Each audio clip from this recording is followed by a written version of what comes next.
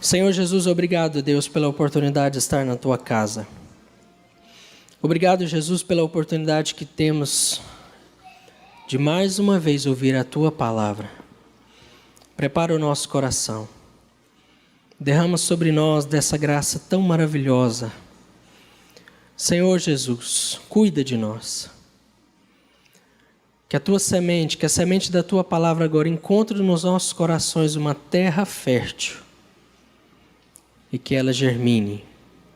Em nome de Jesus. Amém e amém. Juízes capítulo 6, versículo 7 em diante diz assim: Quando os israelitas chamaram o Senhor por causa de Midian, ele lhes enviou um profeta que disse: Assim diz o Senhor, o Deus de Israel: Tirei vocês do Egito, da terra da escravidão. Eu os livrei do poder do Egito e das mãos de todos os seus opressores. Expulsei-os e dei a vocês a terra deles. E também disse a vocês: Eu sou o Senhor, seu Deus. Não adorem os deuses dos amorreus, em cuja terra vivem. Mas vocês não me deram ouvidos. Então o anjo do Senhor veio e sentou-se sobre a grande árvore de Ofra, que pertencia ao Abiesrita Joás. Gideão, filho de Joás, estava malhando trigo num tanque de prensar uvas, para escondê-los dos midianitas. Então o anjo do Senhor apareceu a Gideão e lhe disse: O Senhor está com você, poderoso guerreiro. Amém? Esse texto que nós lemos, irmãos, está aqui no livro de Juízes. E é interessante que, após o tempo de Moisés e Josué, Israel agora como uma nação, tendo uma terra, começa um período de muitas dificuldades. Tempos de abandonos em relação ao Senhor, deixando Deus, retornando por meio de palavras proféticas, Deus levantando homens e mulheres como juízes diante da nação, para libertá-los dos inimigos. Tempos muito difíceis. E nesse contexto aqui que nós acabamos de ler esse texto, esse fragmento, também não é diferente. No versículo 1 do capítulo 6, já começa dizendo assim que, de novo, os israelitas fizeram o que o Senhor reprova. E durante 7 anos, ele os entregou nas mãos dos midianitas.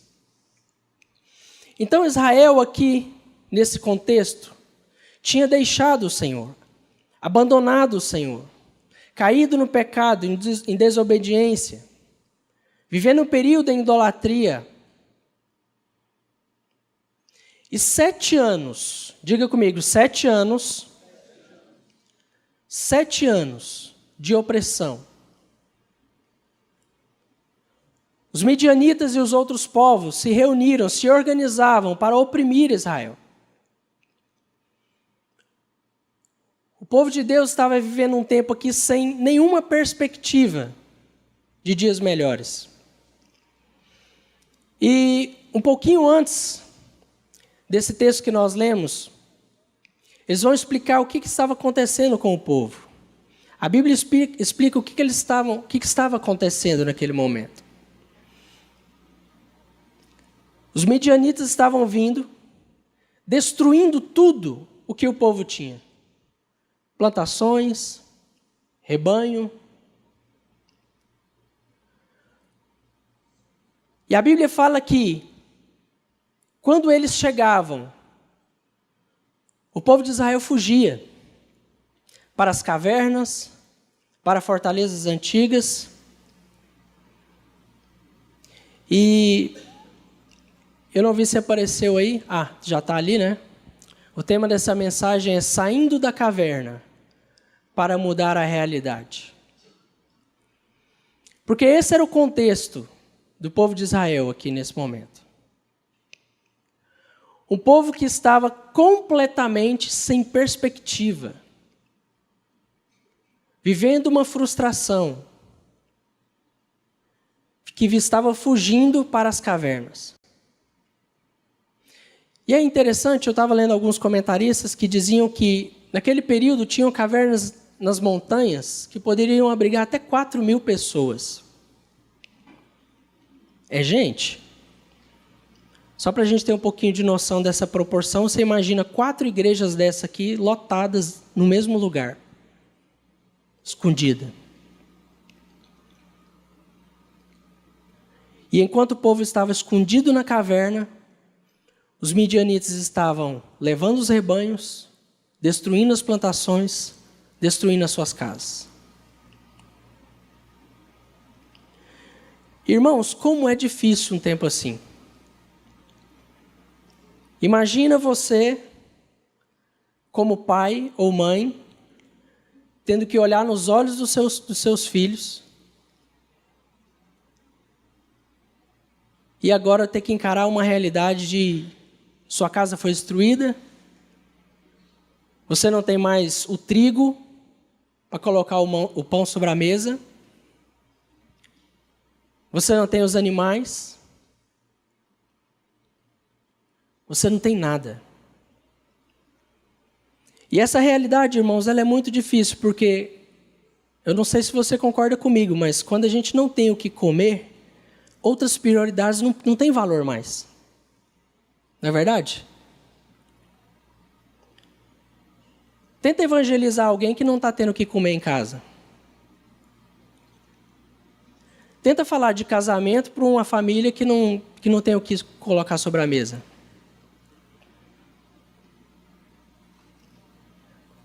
Quando você não tem o que comer em casa, quando as coisas estão difíceis nesse nível, outras prioridades se perdem. A situação do povo aqui, ela é caótica. Ela é terrível.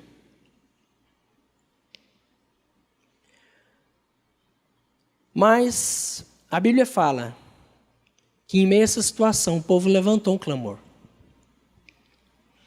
Só que no meio do clamor, o Senhor envia um profeta, e o profeta entrega para eles uma palavra dura, mostrando a eles que aquela situação era em decorrência do pecado, da desobediência, da idolatria deles. Eles recebem uma palavra dura do profeta. E o profeta termina dizendo, nas palavras do Senhor, vocês não me deram ouvidos.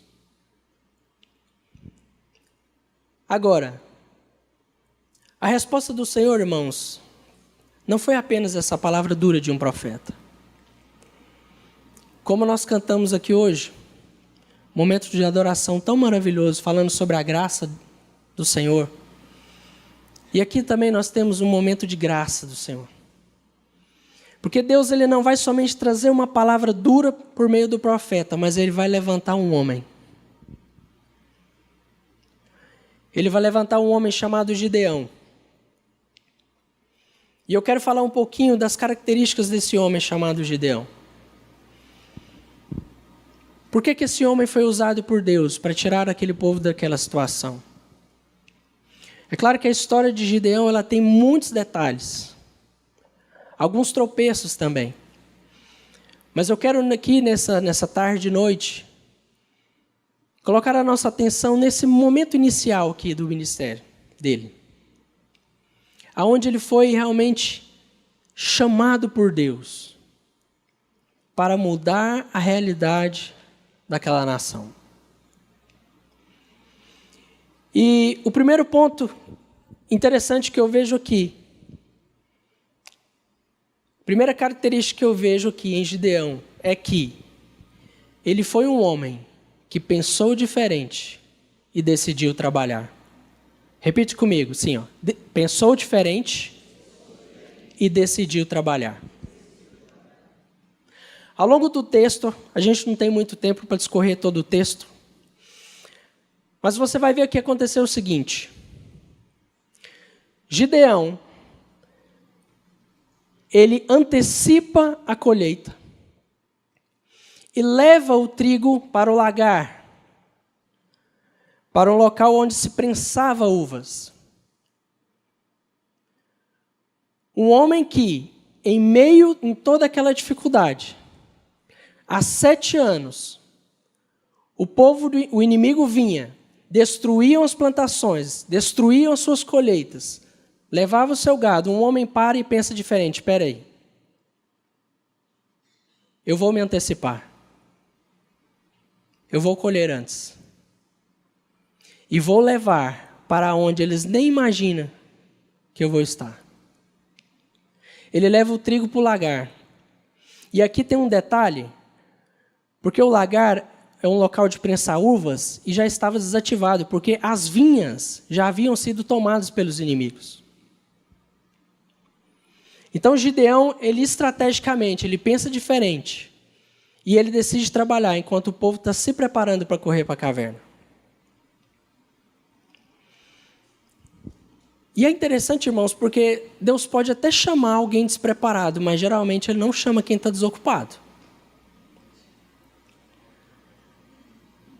Se você observar a história de muitos homens de Deus na Bíblia, eles estavam fazendo alguma coisa quando Deus chamou. Davi, Pedro e por aí vai. O chamado vem quando você está em movimento. E isso é muito interessante, porque Gideão cria uma coragem para mudar de fase. Ele consegue esse nível de coragem para trazer uma mudança naquela realidade. E então, Deus entrega uma estratégia para ele. Deus conecta ele a uma estratégia.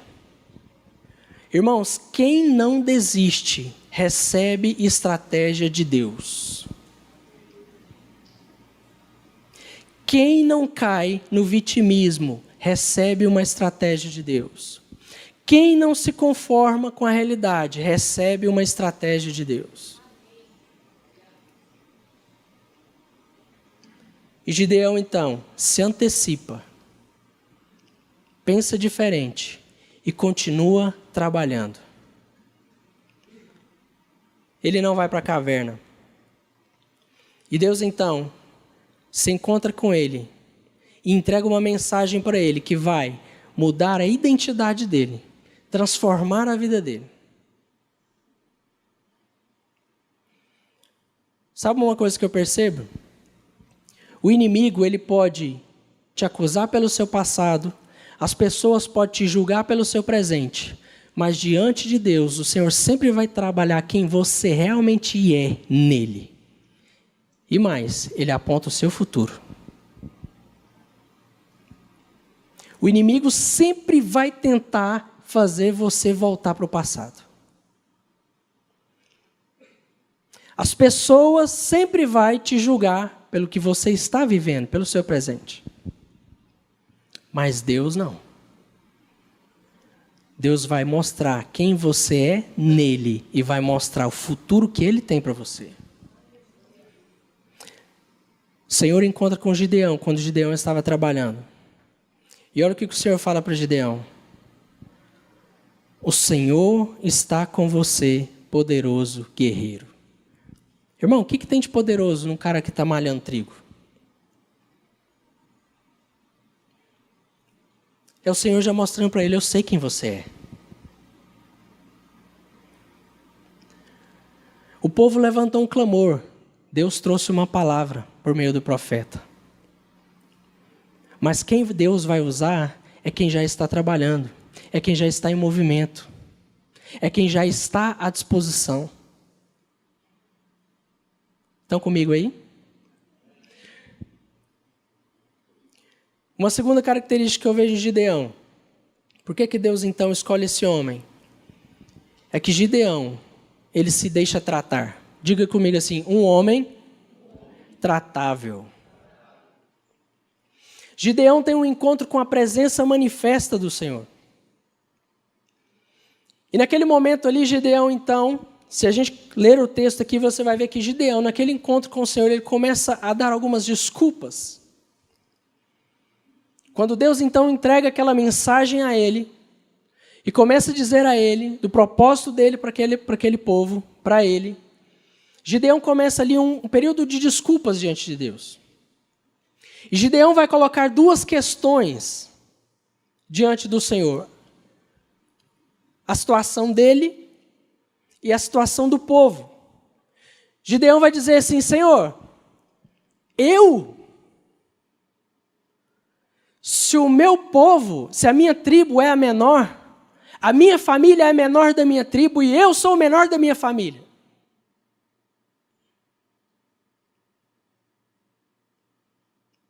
Como vamos falar do Senhor diante de tantas coisas que está acontecendo com o nosso povo? Gideão começa a colocar essas questões diante de Deus. E Deus então começa a trabalhar na vida de Gideão e a mostrar para ele. Deus mostra para Gideão que a realidade que aquele povo estava vivendo nada mais era do que uma correção daquilo que Deus estava querendo fazer. Era um tratamento no meio do povo. E existem momentos, irmãos, na minha vida, na sua vida, na nossa caminhada, que são momentos de alinhamento mesmo. São momentos de tratamento, são momentos de correção. Mas o que Deus deixa claro para Gideão é que ele estava com eles. Independente se o momento é de correção, se é de tratamento, o Senhor não nos abandona. Ele não nos abandona. E Deus mostra para Gideão que vai usá-lo, porque o segredo não é quem está sendo chamado, é quem está chamando. Deus vira para Gideão e diz, não te enviei eu? Deus está falando com Gideão e mostrando para ele, sou eu quem está falando com você, Gideão.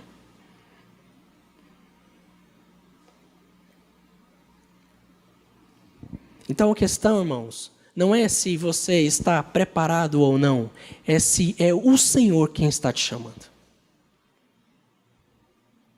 Porque se é o Senhor quem está te chamando, a vitória é certa. A vitória é certa. E nesse momento, parece que as desculpas de Gideão, parece que é um contraponto com aquilo que Deus está falando. Mas, na verdade, as desculpas dele só expressam o medo daquela geração. É o medo que está internalizado dentro dele. E apesar de Gideão ter tido um nível de coragem para pensar diferente e continuar trabalhando, havia algumas questões que precisavam ser trabalhadas na vida de Gideão, antes de chamado. E duas coisas que eu percebo aqui é o medo e as expectativas. Deus então trabalha o medo na vida de Gideão. Em vários momentos ao longo do texto, do capítulo 6, do capítulo 7, quando ele vai para a batalha, você vê que é um homem que a todo momento está pedindo sinais para Deus. Senhor, se é o Senhor mesmo que está falando, me dá um sinal. Se é o Senhor mesmo que está pedindo isso, me dá um sinal. E uma coisa bela que eu enxergo, sabe o que é? É que Deus sempre está disposto a dar sinais. Para quem é obediente e para quem é tratável. Porque você pode dizer assim, poxa, mas Gideão está dando um monte de desculpa, mas deixa eu te dizer, diante de Deus não tem como você esconder nada. Pior é estar dentro de uma caverna reclamando para os outros. Aqui é um homem que pensou diferente, está trabalhando, e quando ele está diante de Deus, ele levanta o seu lamento. Ele coloca diante de Deus o seu medo, a sua angústia. Irmãos, diante do Senhor nós precisamos nos rasgar mesmo. Diante do Senhor nós precisamos levantar o nosso lamento mesmo. É falar menos com as pessoas e falar mais com Deus.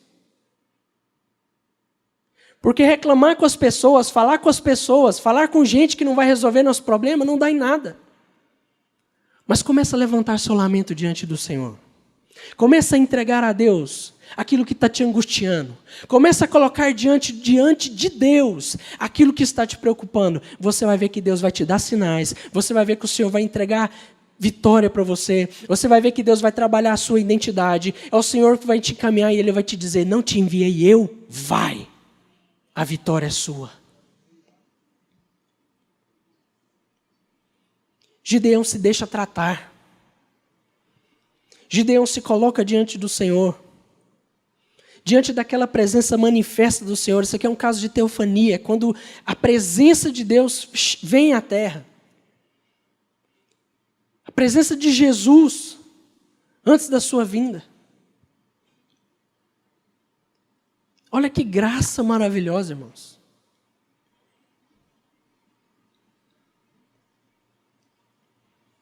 Em 1 João 4,18 diz que o perfeito amor lança fora todo o medo. Gideão está diante de Jesus e o medo dele está indo embora. Porque o perfeito amor é Jesus. E aonde Jesus chega, o medo tem que bater em retirada. É Jesus quem encontra com Gideão naquele lugar. E diante de Jesus, a nossa realidade, a nossa identidade, ela é revelada. Quando Jesus encontra com Pedro, certa feita, Jesus diz para ele, Simão, seu nome agora é Pedro. Mas Pedro, inconstante, impulsivo, um nome com significado de rocha, firmeza, como? É porque o Senhor mostra a nossa verdadeira identidade nele.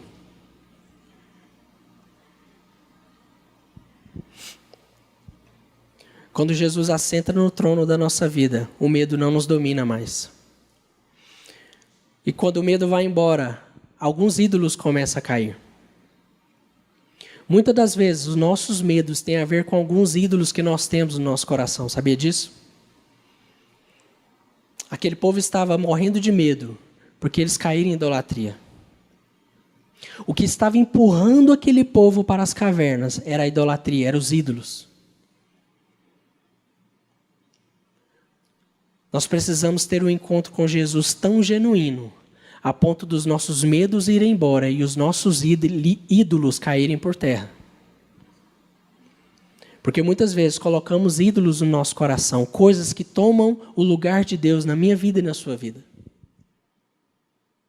O medo vai embora, mas alguns ídolos também precisam cair. E o Senhor está tendo esse encontro com Gideão. E um terceiro ponto que eu vejo na vida desse homem, diga comigo assim, uma oferta de fé. Deixa eu ler esse fragmento aqui do texto com vocês. No versículo 17, 6:17 diz assim. E Gideão prosseguiu. Se de fato posso contar com o teu favor, dá-me um sinal de que és tu que estás falando comigo. Peço-te que não vás embora, até que eu volte e traga minha oferta e coloque diante de ti. E o Senhor respondeu, esperarei até você voltar. Irmãos, olha que interessante. Volta comigo. Gideão é um homem que pensou diferente, continuou trabalhando, tem um encontro com o Senhor, é tratado por Deus, nos seus medos, nas suas expectativas. E agora, ele pede um sinal ao Senhor e decide entregar uma oferta a Deus. E você pode ler o texto depois. Você sabe o que Gideão vai entregar de oferta? Ele vai entregar carne, pão, aquilo que ele mais estava lutando para proteger. ele vai usar o trigo para fazer um pão, para entregar uma oferta ao Senhor. Ele vai entregar carne. O povo estava escondendo os rebanhos.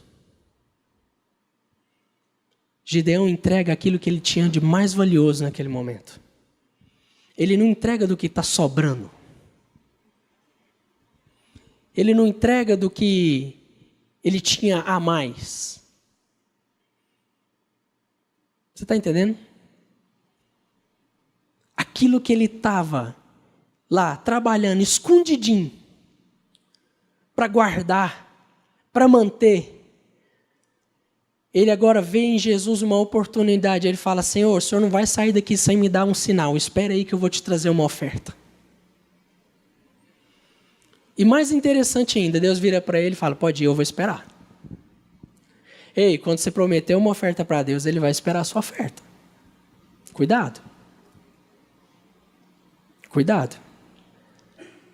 Não promete uma oferta e não entrega não, porque Deus vai estar esperando. Ah, se eu entregar? Não sei, não sou Deus, mas Ele vai estar esperando. O Senhor ficou esperando. E quando Gideão chega, o anjo do Senhor diz: coloca sobre a rocha. O fogo vem, consome a oferta. Aquela oferta sobe como um incenso agradável a Deus. O Senhor recebe a oferta de Gideão. Irmãos, isso é maravilhoso. Porque a oferta de Gideão trouxe o sinal do favor de Deus na vida dele para aquela geração. Quarto ponto que eu vejo, logo em seguida na vida de Gideão. Diga comigo: a obediência. E aí aqui tem 2 passos. Primeiro passo que o Senhor coloca para Gideão: vai na casa do teu pai e destrói o altar da idolatria. Primeiro passo que Gideão teve que obedecer: destruir o altar de idolatria. E Gideão obedeceu. A Bíblia fala que ele, ainda um pouco com medo, foi de noite, era na terra do seu pai, Joás, derrubou o altar e levantou um altar para Deus. Quando o dia amanheceu, o que aconteceu? O povo viu aquilo, ficou todo mundo assustado, perceberam que tinha sido Gideão que tinha feito aquilo, porque foi na terra do pai dele, e procuraram o Gideão para matá-lo. Mas o pai dele interviu e não deixou. E o segundo passo que Gideão teve que obedecer, o Senhor disse para ele: agora começa a reunir os soldados. Gideão toca a trombeta e começa a anunciar. Começa então o período, Gideão obedecendo aquilo que Deus pedia. Um homem que pensa diferente, um homem que continuou trabalhando enquanto os outros estavam correndo para a caverna, um homem que se deixou ser tratado por Deus, um homem que entregou uma oferta especial a Deus, agora está obedecendo diligentemente o que Deus estava mandando. Derrubou o altar de idolatria, agora vai levantar um exército. Só que a maioria de nós conhecemos a história, né? Você sabe como é que foi esse levantar do exército. Primeiro vem 32 mil homens. O Senhor vira para Gideão e fala assim: Gideão, tem gente demais. Tem muita gente aí. Além desse povo ser medroso e covarde, tem muito orgulho no meio do povo. Quando a vitória vier, eles vão falar que foi eles e não eu. Então Deus manda apenas uma perguntinha para começar a peneirada. Quem está com medo, quem está tremendo de medo, pode ir embora. E aí, só resta 10 mil homens. Deus ainda olha e fala: Gideão, ainda tem muita gente. E deixa eu dizer algo para você. Alguns comentaristas dizem que o exército inimigo, com os midianitas e os outros povos, somavam 120 mil homens. 32 mil, o Senhor falou, ainda tem muita gente. 10 mil, o Senhor está falando, ainda tem muita gente para aquilo que eu posso fazer. Para aquilo que eu quero fazer. Então o Senhor dá outra estratégia, leva esse povo para a beira da água. Aqueles que se ajoelhar e beber água de qualquer jeito, pode dispensar. Mas aqueles que levarem a água até a boca, sem perder a visão do que está acontecendo, é esses que você vai estar do seu lado. Aqueles que sabem beber a água do momento, sem perder a visão do futuro, é esses que têm que andar com você, Gideão.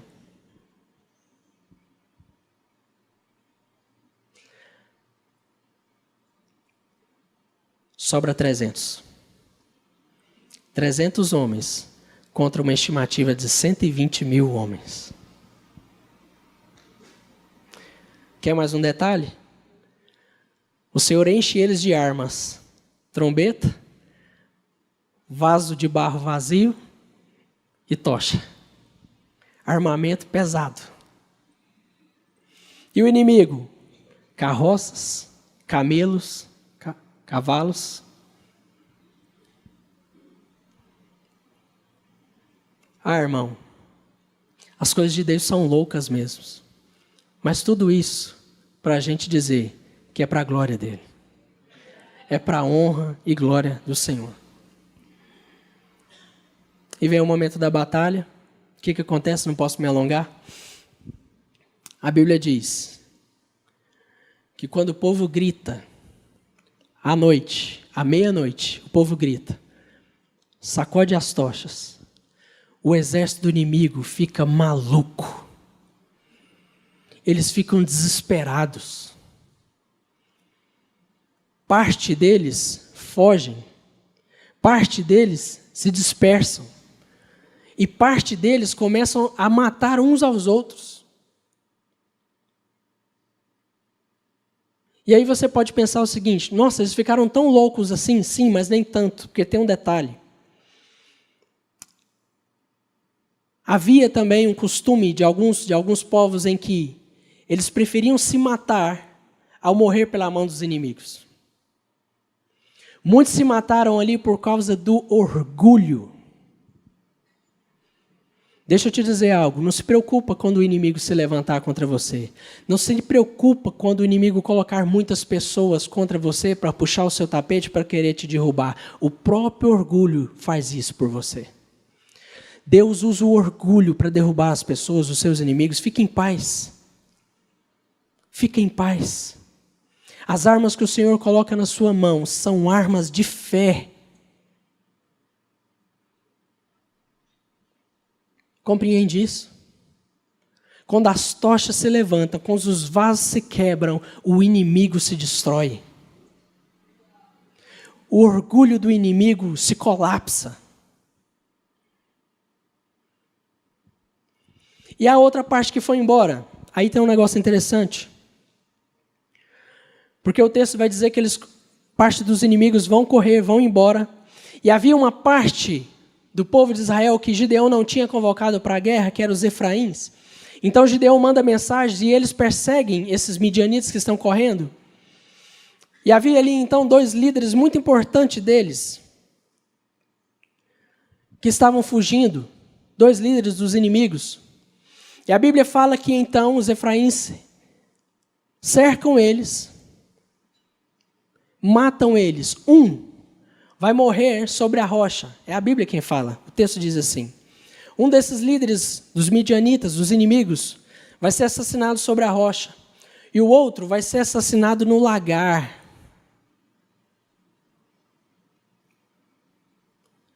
Volta comigo no texto. Porque quando Gideão entrega uma oferta, Gideão leva aonde o Senhor tinha encontrado com ele, mas o Senhor disse para Gideão: coloca a sua oferta na rocha. Naquela rocha, o fogo do Senhor consome a oferta. Para onde foi que Deus entregou uma estratégia? Aonde que Gideão foi malhar o trigo? No lagar.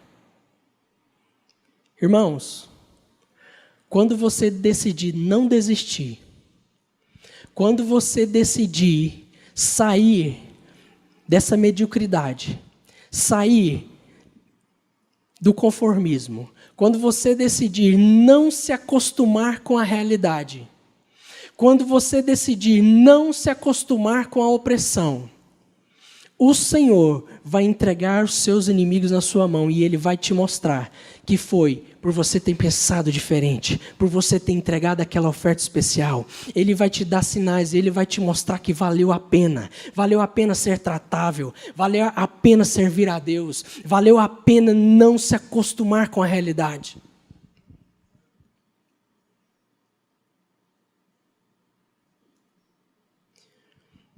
Eu queria que você ficasse de pé no seu lugar.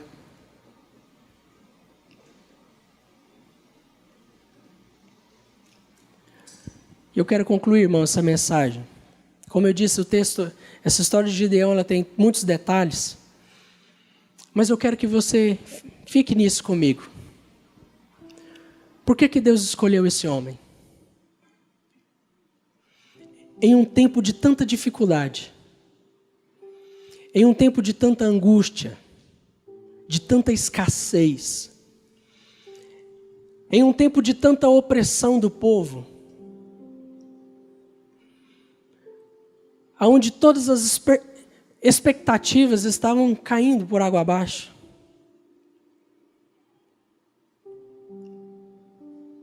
Mas enquanto o povo estava correndo para a caverna, Gideão estava trabalhando. Enquanto o povo estava na caverna com medo, Gideão estava tendo um encontro com Deus.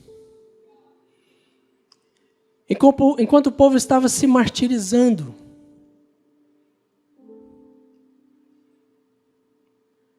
Gideão estava sendo tratado e curado por Deus nas suas emoções, nas suas expectativas, nos seus medos. Enquanto o povo estava escondido, Gideão estava recebendo visão de futuro. O que é necessário para que a gente possa sair das nossas cavernas e cumprir aquilo que Deus espera de nós? Quais são os medos que nós temos que estão nos afunilando em cavernas? Quais são os ídolos que temos colocado em nossos corações que estão nos empurrando para cavernas? Feche os seus olhos. É tempo de não nos acostumarmos com realidades de opressão. É tempo de você não se conformar mais. Porque o Senhor tem uma herança maravilhosa para você, meu querido. O Senhor tem um tempo de crescimento, um tempo de prosperidade para você. Comece a clamar ao Senhor agora no seu coração. Eu não sei qual é o tempo que você está vivendo na sua vida, eu não sei se talvez existe uma caverna existencial que você tem entrado todos os dias. Eu não sei se existe alguma caverna que vocês têm entrado e não está conseguindo sair dela. Mas eu quero te dizer, o Senhor vai encontrar com você. O Senhor vai encontrar com você. O verdadeiro amor lança fora todo medo. Ele vai tirar o seu medo, Ele vai tirar o seu trauma, Ele vai tirar a sua angústia.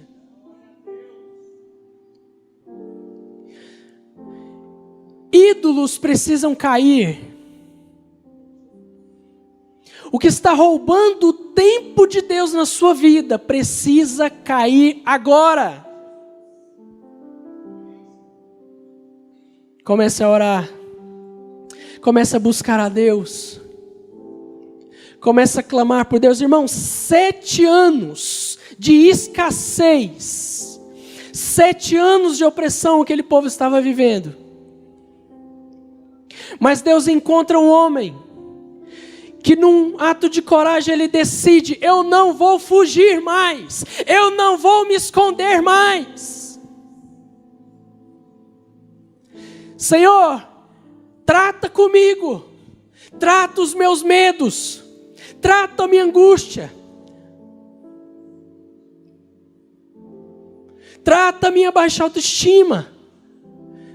Meu povo é o menor, minha família é o menor, e eu sou o menor da minha família, Deus. Como eu posso ser usado? A palavra de Deus é: você é forte e guerreiro. Não te enviei eu? Senhor, nos transforma, muda a nossa realidade. Pai, em nome de Jesus, obrigado por essa palavra. Eu oro, meu Deus, para que aqui se levante um exército, Senhor, de homens e mulheres, que não coloque mais suas expectativas em homens, que não coloque mais suas expectativas em dinheiro, que não coloque mais suas expectativas em política, mas coloque suas expectativas em Ti, Senhor, que deposita sua confiança em Ti, Senhor, porque só o Senhor pode mudar a nossa realidade. Só o Senhor pode nos tirar de um tempo de escassez para um tempo de abundância. Só o Senhor pode curar os nossos traumas. Só o Senhor pode nos tirar da última posição e nos colocar entre os primeiros. Só o Senhor pode tirar de nós os relacionamentos tóxicos, os relacionamentos medrosos, covardes, e colocar ao nosso lado pessoas que têm visão de futuro, pessoas que têm olhar para o céu, que têm os pensamentos do céu. Só o Senhor pode fazer isso, irmãos. Se você crê, recebe essa palavra no seu coração e aplauda o Senhor em nome de Jesus.